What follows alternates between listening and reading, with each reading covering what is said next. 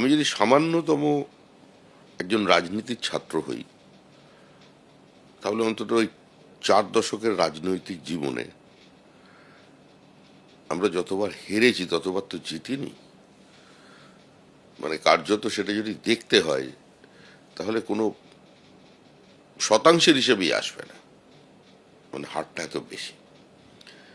তো সেই অভিজ্ঞতা থেকে আমি বলেছি যে তৃণমূল কংগ্রেস 3টে নির্বাচন যে গেছে এটাই অনেক বেশি। গতবারে তৃণমূল কংগ্রেস নির্বাচনে জিতেছিল আমাদের ভুলে, আমাদের কিছু ভুল ছিল, সেটা থেকে আমরা শিক্ষা নিয়েছি 2021-এর নির্বাচন। এবং এই নির্বাচনে কার্যত আমাদের ন্যারেটিভকে ছাপিয়েও মানুষ নিজেদের হাতে ব্যাট নিয়ে নিয়েছিল।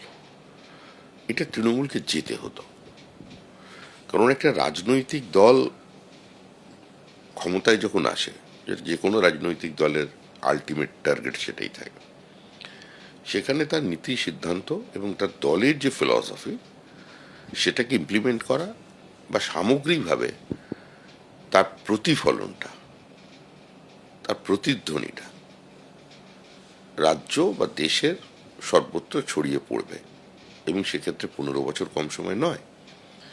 যেহেতু তৃণমূলের কাছে রাজনীতিটা ছিল face the time as it comes, এবং পুরোটাই ছিল বিরোধিতার রাজনীতি, আজকের তরুণ প্রজন্মের কাছে এই বিরোধিতার রাজনীতি